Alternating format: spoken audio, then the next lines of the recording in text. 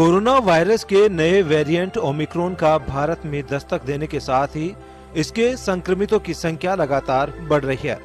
Omicron variant का खतरा केवल 12 दिन में ही दुनिया में 38 देशों तक पहुंच गया है। वहीं भारत में राष्ट्रीय राजधानी दिल्ली समेत गुजरात, कर्नाटक, महाराष्ट्र और राजस्थान के जयपुर में इसके मरीज सामने आ चुके हैं। दक्षिण अफ्रीका से शुरू हुआ ओमिक्रॉन वेरिएंट का फैलाव डेल्टा वेरिएंट से कई गुना ज्यादा है। डेल्टा वेरिएंट की वजह से ही भारत में कोरोना की दूसरी लहर आई थी। इंटरनेशनल ट्रैवलर्स के बारे में, जिसमें हमने कहा है कि सारे सैंपल उनके टेस्ट हों, चाहे वो एट रिस्क कंट्री से हों, चाहे वह दूसरे देशों से हों, और साथ ही जब वह इंटरनेशनल ट्रैवलर कम्युनिटी में चले जाते हैं एयरपोर्ट से बाहर निकलकर, तब भी उनको मॉनिटरिंग कम्युनिटी लेवल पर की जाए। एक नया वेरिएंट ऑफ कंसर्न ओमिक्रॉन, जिसका टेक्निकल नेम है B1.1.529, यह दुनिया में नोट किया गया है।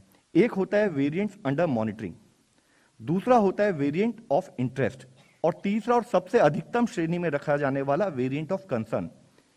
तो वेरिएंट अंडर मॉनिटरिंग हम किसको कहते हैं? वह म्यूटेशन जो कि किसी वायरस में पाई जाए, जिससे एक सस्पेक्ट है कि वह फ्यूचर एक रिस्क हो सकती है, और उसके लिए और एविडेंस की जरूरत है कि उससे क्या हमारा पब्लिक हेल्थ मेजर्स इंपैक्ट होते हैं, क्या हमारे को कुछ और अधिक कार्य करने की जरूरत है, तो उसको हम वेरिएंट अंडर मॉनिटरिंग के रूप में लेते हैं। दुनिया की आर्थिक गतिविधियों को बेपटरी करने वाला कोरोना वायरस का ओमिक्रॉन वेरिएंट भले ही विदेश से भारत के कई राज्यों तक पहुंच चुका है, लेकिन राजनीतिक दल अपनी राजनीति चमकाने से बाज नहीं आ रहे। उत्तर प्रदेश सहित कई राज्यों में होने वाले चुनाव के मद्देनजर चुनावी सभाएं और रैलियों में सोशल डिस्टेंसिंग की खुलेआम धज्जियां उड़ रही है, और अगर ऐसी ही लापरवाही जारी रही तो ओमिक्रॉन कितना घातक होगा, इसकी कल्पना करना मुश्किल होगा।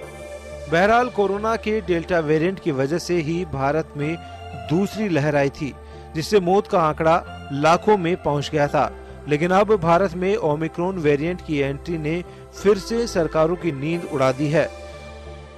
उधर विशेषज्ञों ने भी डेल्टा वेरिएंट के मुकाबले ओमिक्रॉन को ज्यादा घातक बताकर चेता दिया है, लेकिन फिर भी राजनीतिक दलों की चुनावी रैलियां और सभाएं ओमिक्रॉन को दावत देती नजर आ रही है। ब्यूरो रिपोर्ट, जन टीवी न्यूज।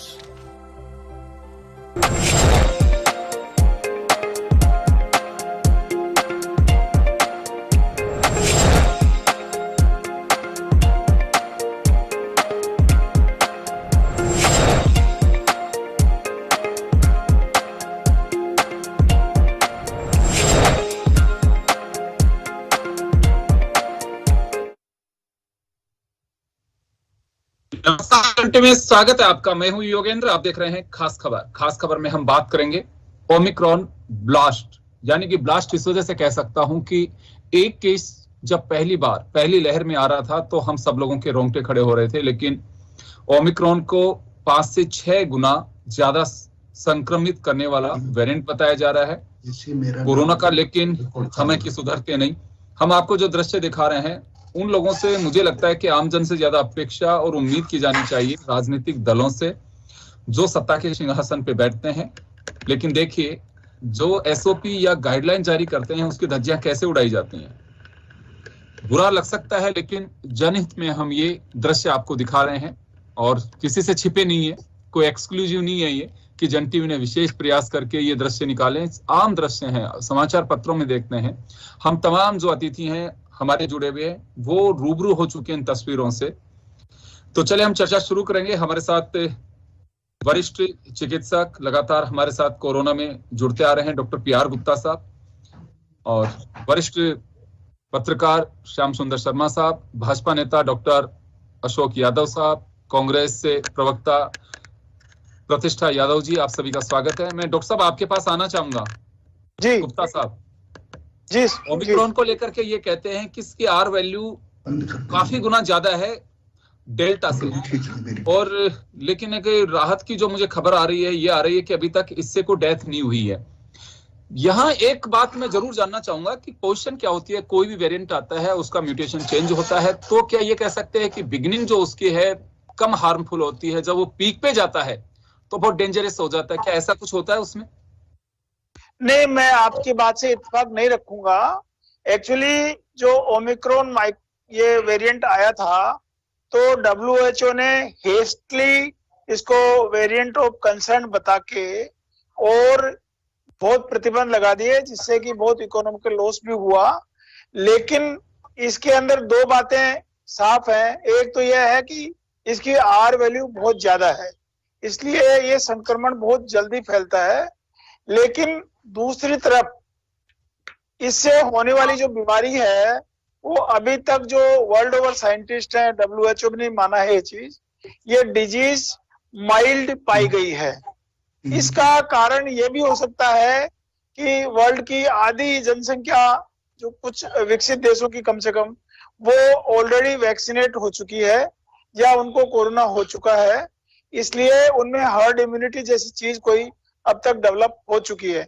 इसलिए ये हो सकता है कि वायरस इटसेल्फ कम खतरनाक हो या फिर जो हर्ड इम्यूनिटी है हमारी ज्यादा हो गई है।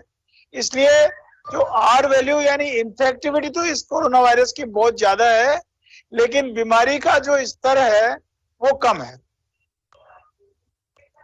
जी, तो एक बड़ा कारण यह है कि जागरूक रहना ज्यादा जरूरी है। लेकिन अभी तक मैं डॉक्टर साहब, जो मेरा जो सवाल है वो ये है कि क्या किसी भी वेरिएंट में उसकी जो पोजीशन होती है वो बिगनिंग टू एंड, यानी कि शुरू से आखिरी तक, क्या उसकी वैल्यू या फिर उसके म्यूटेशन जो चेंज होते हैं क्या वो एक रहते हैं, या फिर वो धीरे धीरे अपना कुछ दायरा बढ़ाते हैं, या फिर कहें कि वो जो ज्यादा खतरनाक मोड पे है, जैसे डेल्टा के लिए कहा जा रहा था, जो 10 दिन का पीक टाइम रहा डेल्टा का, उस समय जो डेथ केसेस जो बढ़ने लगे वो संक्रमण की वजह से बढ़े, या फिर डेल्टा पहले दिन से ही ऐसे खतरनाक था? नहीं, दोनों बातें सही हैं।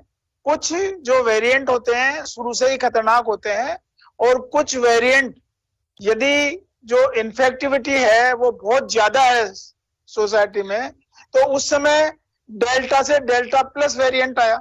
वो क्या था, ये वेरिएशन जो वेरिएंट आया वो और भी खतरनाक आया। तो हो सकता है कि ये जो ओमाइक्रोन है इसका भी यही हाल हो कि अभी हमारे हालात ये हैं कि इसकी संक्रमणता में ज्यादा है, लेकिन इसकी जो सीवियरिटी ऑफ डिजीज है वो कम है। लेकिन जैसे जैसे जी बिल्कुल डॉक्टर साहब सही कह रहे हैं उससे। हाँ जी डॉक्टर साहब कंटिन्यू करिए अपनी बात को। जी, तो हो सकता है कि यदि जैसे मान लो काफी सारी पब्लिक में ओमाइक्रोन आ जाता है तो उस समय इसकी जो डिजीज सीवियरिटी है वो भी बढ़ जाए। इस बारे में कुछ स्पष्ट नहीं है। जो आज की तारीख में आंकड़े हैं वो ये कहते हैं कि इससे डिजीज कम है और मृत्यु तो न के बराबर है। जी, मैं वापस आऊंगा आपके पास में। मैं एक बार श्याम सुंदर शर्मा साहब का रुख करना चाहूंगा। श्याम जी, आपके पास आना चाहूंगा। देखिए, पहली लहर रही 2020 में, उसके बाद में 21 में मुझे लगता है कि ये कभी भुलाए जाने वाले पल नहीं रहेंगे, हर किसी को कचोटते रहेंगे। जो अप्रैल से मई का जो समय था 15-20 दिन का वो, और एक बार फिर हम तीसरी लहर की तरह ही हम इसे देख के चलेंगे, क्योंकि एक नया वेरिएंट और आ गया कोविड का, जिसके लिए अभी डॉक्टर साहब ने कहा कि उसकी आर वैल्यू काफी, यानी कि उसकी संक्रमणता है वो काफी तीव्र है और तेज है। बस राहत की खबर यह है कि अभी तक को डेथ केसेस उसमें आए नहीं। एक बड़ा कारण ये भी हो सकता है कि वैक्सीनेट पूरी दुनिया हो रही है, और नहीं है तो उन लोगों के अंदर एंटीबॉडीज डेवलप हो चुकी है, क्योंकि कोविड की चपेट में आ चुके हैं। वो भी वैक्सीनेशन की तरह ही है, कुछ टाइम पीरियड के लिए। तो यहाँ श्याम जी क्या लगता है आपको कि गाइडलाइनें जिन लोगों को पालना करानी चाहिए, क्योंकि राजनीतिक दलों की हमारे सरकार हैं और हम दृश्य देख रहे हैं कि क्या बिल्कुल उसका मखौल उड़ता है। क्यों गाइडलाइन जारी की जाती है? नहीं करनी चाहिए, भगवान के भरोसे छोड़ देना चाहिए। फिर तो क्यों सरकारों के भरोसे हैं? गाइडलाइन भी मुझे लगता है कि अगर उसमें कहीं हाथ में तो वो भी तकलीफ में होगी कि क्या हो रहा है मेरा। देखिए योगेंद्र जी, जो पालना कराने वाले हो, अगर उसकी उल्लंघन वो खुद ही कर बैठे तो आम व्यक्ति का तो क्या कहना। फिर जिस प्रकार से केंद्रीय गृह मंत्री आए राजस्थान यात्रा पर, जयपुर में जिस प्रकार से उनके प्रतिनिधि सम्मेलन हुआ, और जो कुछ हमने सामने देखने को मिला, कहीं किसी ने मास्क नहीं लगा रखा था, जो सोशल डिस्टेंसिंग की बात की जा रही थी वहां थी नहीं। तो अब आने वाले समय में इस रोग, जिस प्रकार से अब डॉक्टर साहब बता रहे थे कि भाई फैलता तो तेजी से है, लेकिन इसका प्रभाव जिस गति से होना चाहिए वो नहीं हो पा रहा। लेकिन ये तो प्रारंभिक स्टेज है। यदि तेजी से फैलने लगा तो पहले वाली भी स्थिति कुछ और हो गई थी, कुछ और हो जाए, ये बात सही है कि जब अगर कोरोना महामारी फैलती है तो तेजी से फैलती है, लेकिन जब अगर वैक्सीन लग गई है, लेकिन बच्चों में आज हम वैक्सीन नहीं लगा पाए, उनके अंदर अगर फैलता है तो उसका क्या परिणाम आएगा कुछ कह नहीं सकते। अब देखिएगा आज भी 2 आए हैं पेशेंट, बाहर से आए हैं। अब हम देखिए बाहर से आने वालों की चेकिंग जांच करेंगे। देखिए हमारा जो आपका जो RUHS है उसमें 9 मरीज आज भी हैं और 9 मरीज के कारण उसके इलाज भी हो रहा है, और उनका सिस्टम जो बता रहे हैं कि हैवी नहीं है, उनकी पीड़ा भी जिस प्रकार से होनी थी उसकी नहीं है। लेकिन चिंता का विषय यह है कि देखिएगा कि हाई कोर्ट ने भी आज एक जनहित याचिका लगी हुई थी, डबल बेंच ने खारिज कर दी।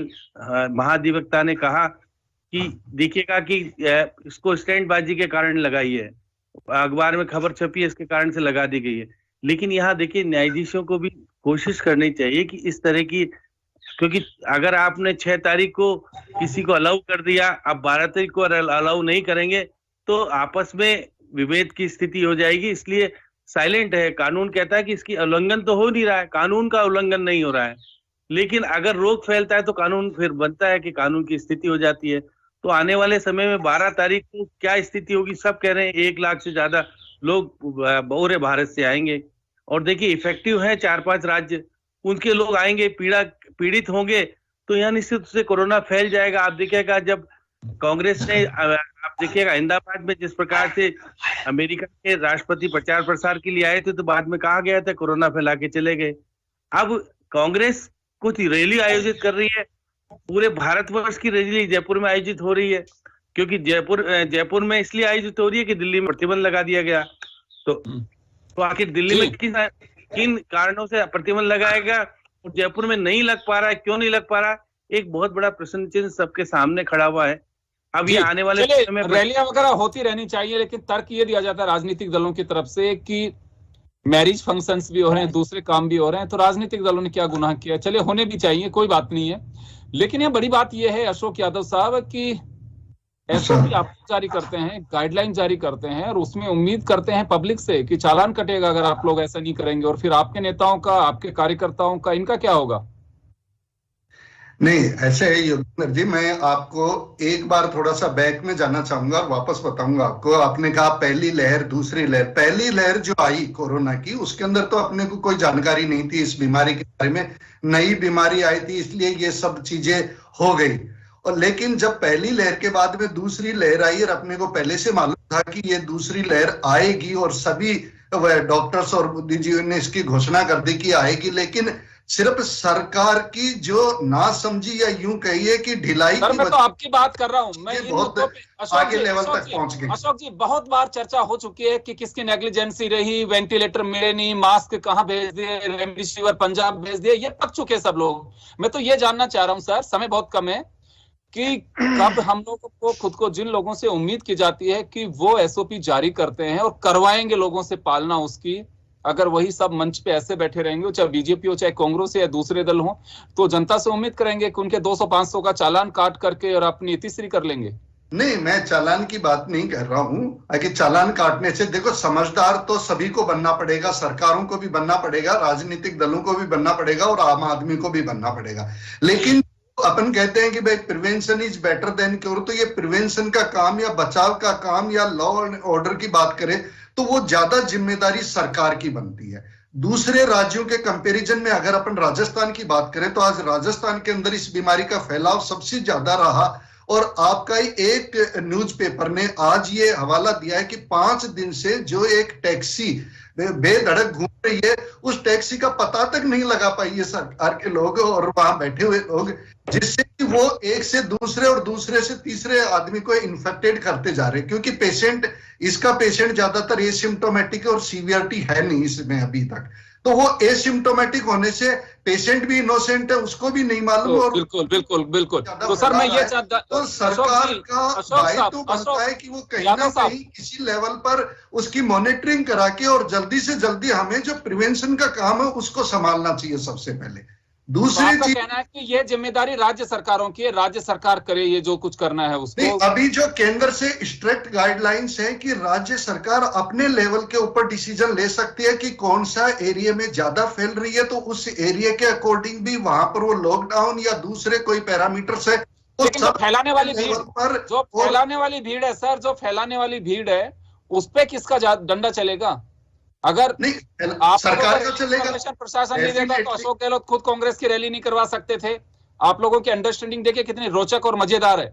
बीजेपी ने रैली की, इस वजह से कुछ उसमें अड़चन नहीं आई क्योंकि कांग्रेस को भी 12 तारीख को करनी है, तो इसमें कहीं कोई दिक्कत नहीं है। एक दूसरे को बड़ा कोऑपरेट करते हैं, अच्छी बात है। कांग्रेस ने जो कांग्रेस सरकार अभी जो रैली कर रही है उसमें देखिए वो पूरे भारत से यहाँ लोग इकट्ठा कर रहे हैं, और जब ये पूरे भारत अलग अलग राज्य से लोग यहाँ पर आएंगे तो वो ये देखे कि दूसरे राज्य से भी जो पेशेंट का ट्रांसपोर्टेशन ये ज्यादा रहेगा और उस लेवल में रेट ऑफ इन्फेक्शन बढ़ने के ज्यादा चांसेज है।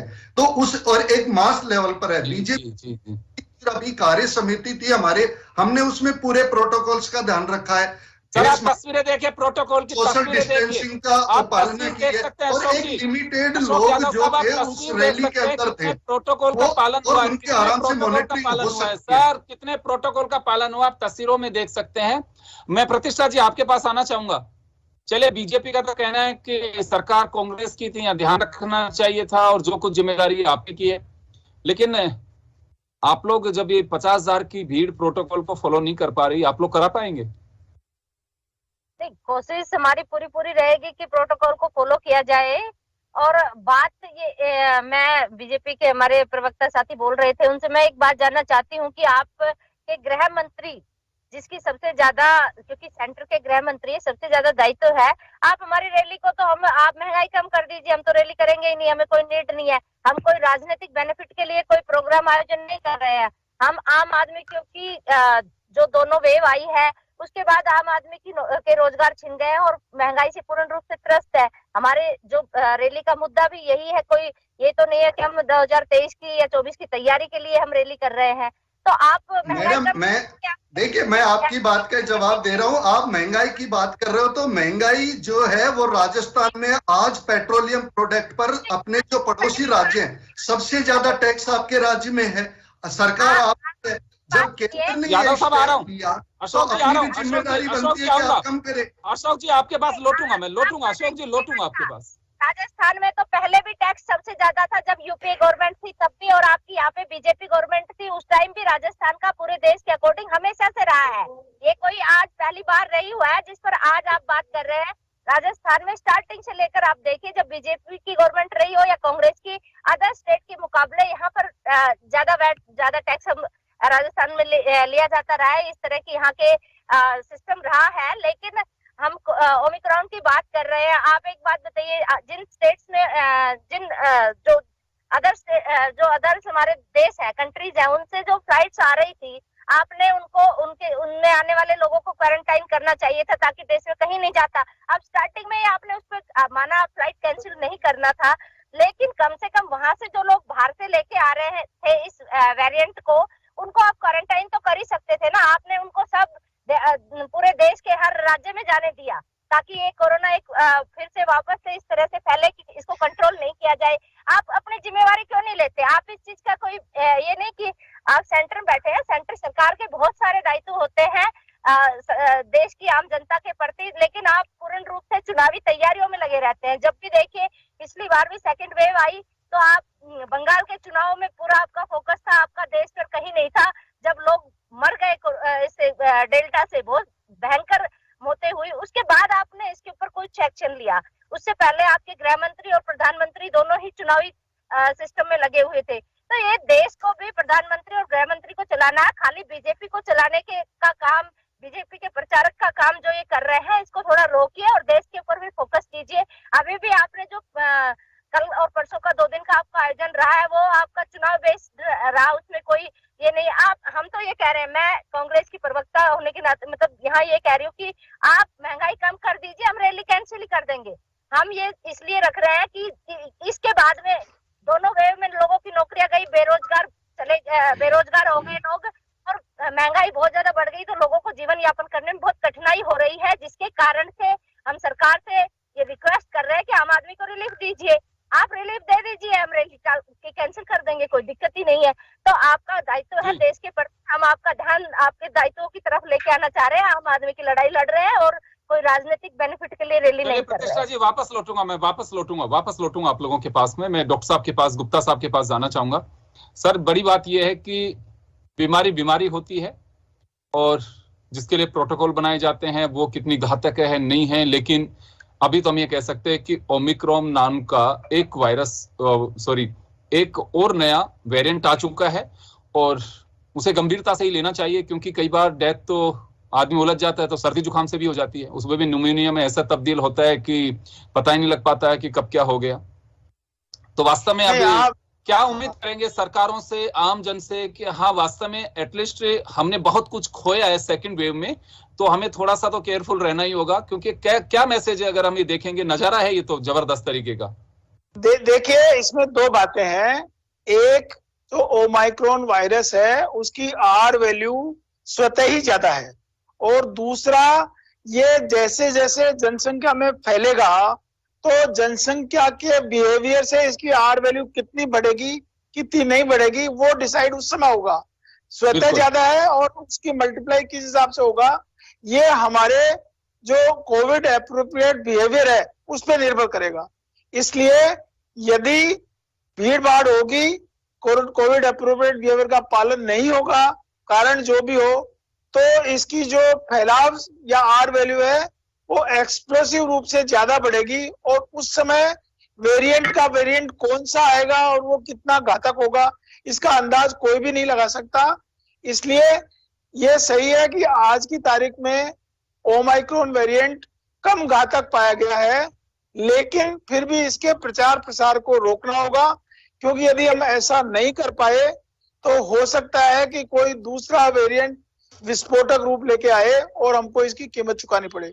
इसलिए राजनीतिक दलों से भी अपील है, मैंने पहले भी अपील की थी कि जो फिजिकल प्रेजेंस वाली रैलियां हैं उनके बजाय ऑनलाइन यदि कोई ऐसा तरीका निकाला जाए, या छोटी छोटी जो टुकड़ियां हैं, शहर के कई भाग में कई छोटी छोटी टुकड़ियां एक जगह इकट्ठे नहीं होके और छोटे छोटे रूप में अपने कार्यकर्ताओं को संबोधित करे, इस तरह का कोई तरीका निकाला जाए तो ये ज्यादा बेहतर होगा।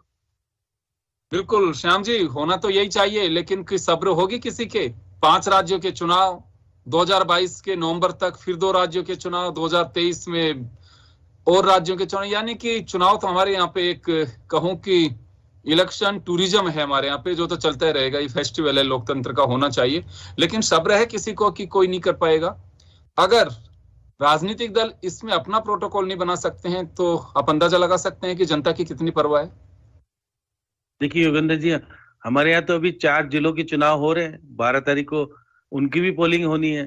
तो उसके बाद कांग्रेस ने अभी देखिए जो कोर्ट में महाधिवक्ता ने कहा है कि आप देखिएगा जिस प्रकार से पब्लिक स्टैंड के लिए जनहित याचिका दायर की है, इसलिए अगर कोर्ट स्वयं वो लेवे ज्ञान लेकर के अगर रोक लगाए तो कोई आपत्ति नहीं होगी।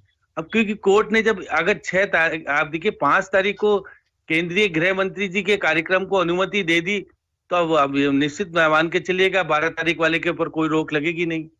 अब रोक नहीं लगेगी तो देखिए आप निष्ठा जी जो कह रही थी कि हम तो आम लोगों के लिए रैली कर रहे हैं, आम लोगों की रैली तो दिल्ली में करनी थी आपको, उस पे तो केंद्र चलिए मैं ये बात नहीं, श्याम जी मेरा सवाल सिर्फ इतना सा है कि क्या वास्तव में राजनीतिक दलों को आम जन की परवाह है ये तमाम परिस्थितियों को देखते हुए?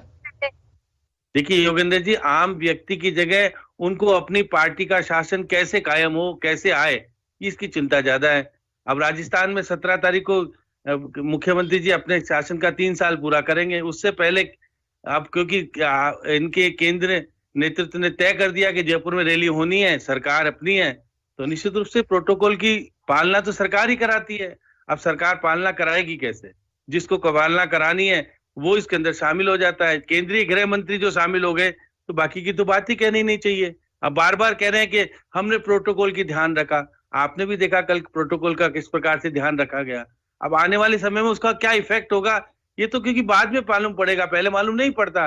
जब अमेरिका के राष्ट्रपति आगे चले गए उसके बाद में प्रभाव मालूम पड़ा, फिर कांग्रेस ने बोला कि कोरोना फैला गए। अब राजस्थान में कोरोना फैलेगा तो अब दोष किसको मिलेगा, ये तो आने वाला समय करेगा। लेकिन ईश्वर कहे कि किसी के कोरोना नहीं हो, और जिस प्रकार से हमने सेकंड वेव में पीड़ा भुगती है, अब हम थर्ड वेव में पीड़ा नहीं भुगते। अब ये वेरिएंट है। जी जी जी, ये वेरिएंट है। अशोक यादव साहब आपके पास आना चाहूंगा मैं। देखिए, उम्मीद ये की जाती है कि राजनीतिक दल सिर्फ जनता के लिए लड़ते हैं, आंदोलन होता है जनता के लिए होता है, ऐसा कहा जाता है। सरकारें जनता के लिए बनती हैं, जनता की चुनी हुई होती हैं। लेकिन ये जो नजारे हम देखते हैं, इनसे कैसे यकीन करें कि हाँ जनता के लिए एजेंडा सिर्फ एक है। जो बात निकल के आ रही है कि सत्ता का सुख कैसे भोगा जाए, सिर्फ महज एक एजेंडा रह गया है सरकारों का। देखिए योगेंद्र जी, मैं सबसे पहले तो जो कांग्रेस की प्रवक्ता है हमारे प्रविष्ट जी, इनके लिए इनके क्वेश्चन का आंसर देना चाहता हूं। जो ये कह रहे हैं कि हम महंगाई के लिए रैली कर रहे हैं, और बीजेपी के शासन में भी यहाँ वो था। बीजेपी के शासन में क्या इतनी ज्यादा पेट्रोलियम रेट्स थी? और अशोक जी, मैं माफी चाहूंगा। सुनिए मेरी बात, 1 मिनट। मैं 2 मिनट में अपनी बात खत्म कर रहा हूँ। क्या टैक्सेज वैल्यू इतनी ज्यादा थी? अशोक जी, मैं एक आग्रह कर रहा हूँ, मेरा ऑलरेडी प्रतिष्ठा जी, मैं इस पे चर्चा नहीं करना चाहूंगा। प्रतिष्ठा जी, अशोक जी, मैं इस पे चर्चा नहीं करना चाहूंगा। मेरा ऑलरेडी पैनल सेट है, हम इसको आगे ले रहे हैं, हम इस पे डिबेट करेंगे। मैं सिर्फ ओमिक्रॉन पे ही फोकस करना चाह रहा हूँ, ये मैं नहीं लेना चाह रहा हूँ। ऐसे मेरा महंगाई पे मुद्दा है वो मैं यही आपको कह रहा हूँ कि जब आज अपने को ये मालूम चला कि जयपुर के अंदर इतना बड़ा विस्फोट हो गया, एक साथ सभी स्टेट में सबसे ज्यादा जो केसेज जयपुर के अंदर आए। कल की बात छोड़िए, अगर अपन आज की बात करते तो आज ये आ गया। तो क्या अशोक गहलोत इस प्रदेश के मुखिया होने के नाते ये डिसीजन ले सकते हैं कि वो रैली को रद्द करवा दे? अगर सबसे ज्यादा जिम्मेदारी अपने मुखिया की बनती है, क्या मुखिया का फर्ज नहीं बनता वो दूसरों पर दोष देके और ये उसकी पश्चिमी बंगाल और इन सब बातें करे? अशोक गहलोत जी के कार्यकाल में बेरोजगार यूपी तक जा रहे हैं, उनकी जिम्मेदारी किसकी है? क्या अशोक गहलोत सरकार की कोई जिम्मेदारी? आज देख के अगर आज के आधार पर वो डिसीजन ले लेते हैं इस रैली को। अशोक गहलोत जी को छोड़िए, मैं तो ये जानना चाह रहा हूँ कि बीजेपी प्रोटोकॉल को पालना कर रही है क्या? मैं प्रतिष्ठा जी से लूंगा जवाब उनका। बीजेपी पालना कर रही है? जी ने ये कहा ना कि हम जो आप पश्चिमी बंगाल में इलेक्शन लड़ रहे थे, कांग्रेस नहीं लड़ रही थी पश्चिमी बंगाल में, आपने इलेक्शन का बाइकआउट किया क्या? अगर मैडम आज कल अपने को मालूम चला है कि एक साथ जयपुर के अंदर विस्फोट फैला हुआ है, तो क्या आज अपनी जिम्मेदारी नहीं बनती कि हम आगे आए और इसको रैली को रद्द करवाएं? अगर वो मुखिया के नाते सवाल प्रतिष्ठा जी से, पहले आपके सवाल का जवाब दिलवाता हूं मैं। अशोक यादव साहब, आपके सवाल का जवाब दिलवाता हूं। प्रतिष्ठा जी, अभी सुना आपने, जिम्मेदारी जो कुछ है राजस्थान की जनता के लिए वो सरकार की है, रूलिंग पार्टी आपकी, ये ख्याल आपको रखना चाहिए था। नहीं, जो गृह मंत्री आ रहे हैं और देश के गृह मंत्री के कोई दायित्व नहीं होता। अरे मैडम, कल की बात मत करो, आज की करिए। आज की बात करनी चाहिए अपने को, कल की बात छोड़ो। अब कल भूल जाओ। अगर अपन कल पर लड़ते रहे तो आगे का फैसला नहीं हो पाएगा। आप तो ये बताइए टीवी चैनल के माध्यम से कि क्या आप कल ये डिसीजन लेंगे, अशोक गहलोत जी सीएम और मुखिया के नाते क्या ये डिसीजन लेंगे कि ये रैली? अशोक जी एक बार जवाब तो सुनिए। अशोक जी जवाब सुनिए। आप एक बात बताइए, साउथ अफ्रीका में ओमिक्रॉन सबसे पहले मिला, वहां से आने वाली फ्लाइट से जो लोग आए आपने आइसोलेट किया क्या एक को भी? क्या ये आपका दायित्व? मैडम वो सारे नेगेटिव थे वो लोग, नेगेटिव की रिपोर्ट थी। न्यूज़पेपर पढ़िए, न्यूज़पेपर में और रिपोर्ट छपी हुई है। ये छपी हुई है आने वाले लोग देश के। देखिए, मैं प्रवक्ता होने के नाते डॉक्टर भी है। अशोक यादव साहब, अशोक यादव जी आप एक डॉक्टर भी है। सुनिए प्रतिष्ठा जी, जब मालूम चलने के बाद 5 दिन से टैक्सी लेके ड्राइवर घूम रहा है, अशोक यादव साहब, आप उसको अभी तक ट्रेस आउट नहीं कर पाए। ये है सरकार की फेलियोरिटी।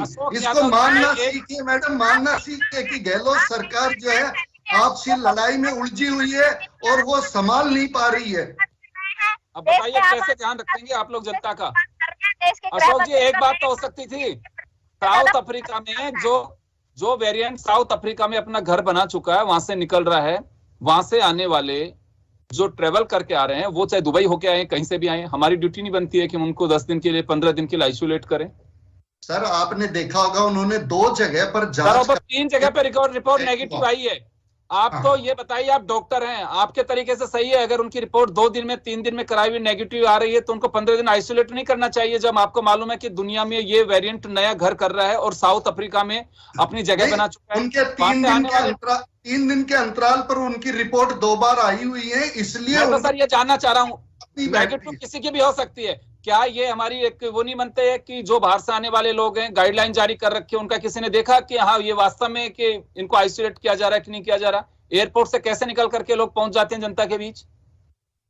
देखिए योगेंद्र जी, आप ये जानते हैं कि अगर नेगेटिव रिपोर्ट होगी, अपन ने प्रोटोकॉल में यही दे रखा है कि रिपोर्ट सर वो ठीक है, बिल्कुल बिल्कुल हमने किया है सर, प्रोटोकॉल में, बिल्कुल प्रोटोकॉल में यही है। हाँ, मैं चलिए समय कम है, मैं एक बात कहना चाहूँ, चलिए समय कम है, मैं आपकी बात का जवाब डॉक्टर तो अभी पुराने बाहर से आने वाले लोगों का क्या क्या जाना ध्यान रखें, क्या चाहिए? ये भारत की रैली को जनहित में कैंसिल करें?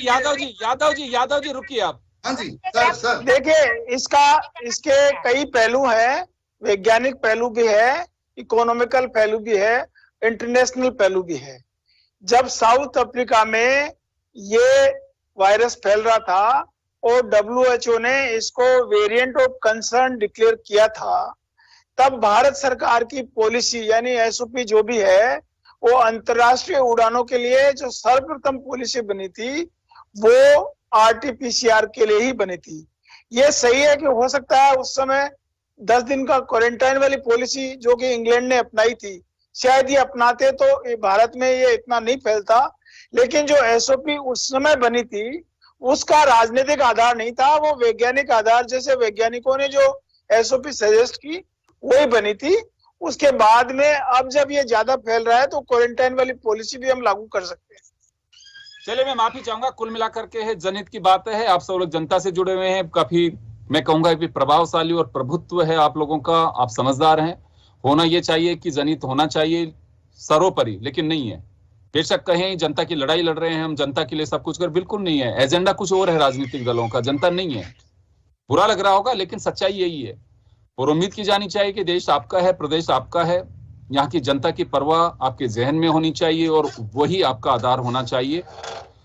नहीं होगा तो फिर तो भगवान के भरोसे तो जनता है ही। तो चलिए, बहुत बहुत शुक्रिया आप सभी का।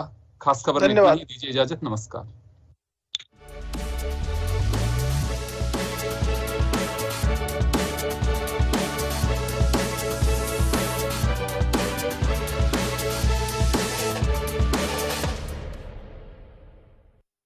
जन टीवी की लेटेस्ट अपडेट पाने के लिए हमारे चैनल को जरूर सब्सक्राइब करें और नोटिफिकेशन पाने के लिए बेल आइकॉन दबाएं।